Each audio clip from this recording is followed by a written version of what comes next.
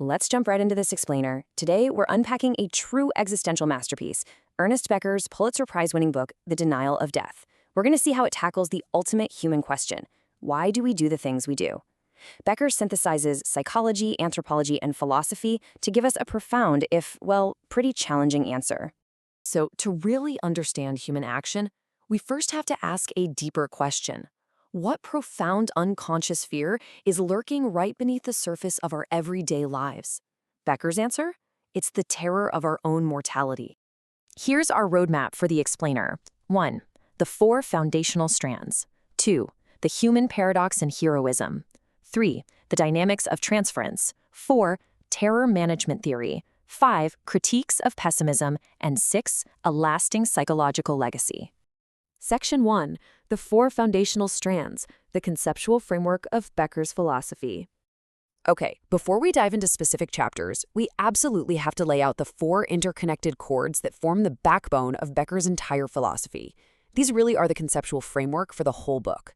First up, Becker presents nature as fundamentally indifferent and often brutal. It's a terrifying existential backdrop. Second, because of that backdrop, the fear of death becomes the primary engine driving human behavior. Basically, we have a desperate, hardwired need to manage our mortality anxiety. Third, we defend against this anxiety by unconsciously denying death. We use our personality, culture, religion, and achievements as psychological shields. And fourth, he points out a really tragic paradox. Our heroic attempts to overcome death and secure absolute meaning, they often end up producing violence, scapegoating, and war. Keep these 4 strands in mind because we're going to see them continually pop up as we go through his arguments. Section 2. The human paradox and heroism. Gods with anuses. Building directly on that first strand, the idea of a terrifying, indifferent world, we hit what Becker calls the human existential paradox.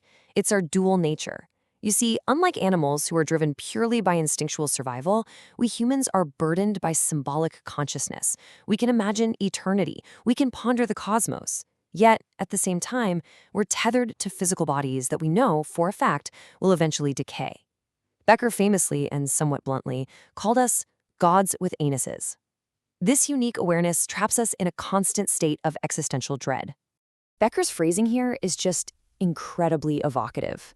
It perfectly captures the second strand of our framework, the idea that this dread, having this excruciating inner yearning for life while knowing you are ultimately going to die, is the actual engine of our psychology.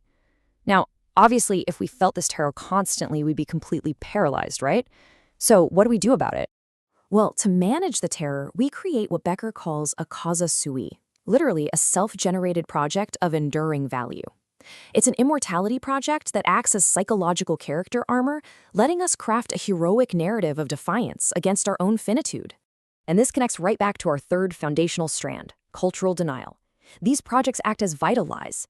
They let us unconsciously deny death by embedding ourselves into something that's going to outlast our physical bodies, whether that's building the pyramids, amassing a massive fortune, having kids, or, even just aggressively curating the perfect social media feed. We are desperately trying to leave a permanent mark. We create these hero systems to convince ourselves that we're more than just decaying biology. Section 3. The dynamics of transference, borrowing power to live. So how does this actually play out in our daily lives? Well, it's important to note Becker didn't just invent these concepts out of thin air. He synthesized Søren Kierkegaard's views on existential despair, Sigmund Freud's mechanisms of repression, and especially Otto Rank's ideas on creative will. He wove all of this together to explain how we essentially borrow power from the world around us to manage our psychological deficits. And what's truly brilliant here is how Becker takes the clinical idea of transference, typically a patient projecting parental feelings onto a therapist, and he blows it up, applying it to all of society. He calls it expanded transference. We project images of wholeness and perfection onto external things, and then we draw strength from them through vicarious identification. As highlighted in this research from the Journal of Humanistic Psychology, we all walk around with these psychological deficit holes. To fill them, we actively seek out external sources of power, fusing our identities with something larger and way more powerful than ourselves just to manage that underlying mortality terror. Think about everyday life for a second. Elevating a charismatic politician or CEO, finding a sense of superiority in driving a certain luxury car, or painting your face to match a sports team. These aren't just casual hobbies. In Becker's view, and looping back to our third strand about hero systems, these are all forms of expanded transference. They protect us from the terror of our own insignificance by fusing us with something greater. Section 4. Terror Management Theory, the Empirical Impact. Now, you might be wondering, is this all just dark armchair philosophy? Actually, no. Let's look at the hard science. In 1986, social psychologists Greenberg, Piszczynski, and Solomon essentially operationalized Becker's existential theories into what they called terror management theory, or TMT. They set out to see if human behavior actually changes when we're reminded of our inevitable death. And wow, did they find some results. Researchers have conducted over 200 studies proving three main empirical lines. They found that when you introduce mortality salience, basically reminding people of their death in a lab setting, people suddenly cling much, much tighter to their cultural worldviews. Elevated self-esteem acts as a buffer against that anxiety, and, crucially, they react much more negatively to people who hold different beliefs. This brings us right to the fourth foundational strand of our framework, Becker's tragic paradox. Because our immortality projects are the literal shields protecting us from the terror of death, any threat to our ideology feels like a literal threat to our existence.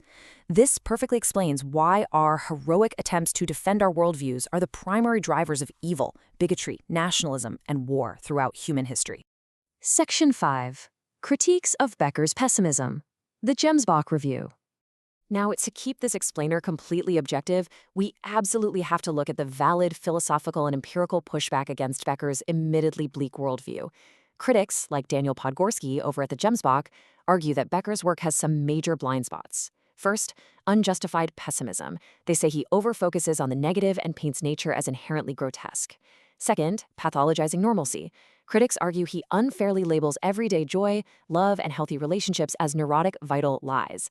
And finally, arbitrary structuralism, accusing him of using a bit of intellectual sleight of hand to force incredibly complex human behavior into rigid binary categories. Looking at these two views neutrally really highlights the core debate. On one side, Becker views almost all coping mechanisms as a frantic flight from the terror of creation. But on the flip side, his critics argue he completely ignores the very real joy of creation. They suggest that human resilience is genuine and that we can proactively pursue meaning without it just being some pathological evasion of death. Section 6. A Lasting Psychological Legacy, Pulitzer Prize and Beyond. Despite those very real, very valid philosophical critiques, you just cannot deny the monumental impact this book has had. Awarded the Pulitzer Prize in 1974, just months after Becker himself tragically passed away from cancer at age 49, it remains an absolute cornerstone. Whether you buy into his pessimism or not, his work profoundly reshaped existential psychology, end-of-life care, and how we understand the cultural conflicts that define our modern world. As we wrap up this explainer, I want to leave you with one final, pretty provocative thought. Take a look at the structures, the passions, and the beliefs in your own life right now. Ask yourself, what are your immortality projects? And more importantly, how are they shielding you from the reality of your own existence? It's a heavy question for sure, but one that's absolutely worth asking. Thanks for joining me on this deep dive.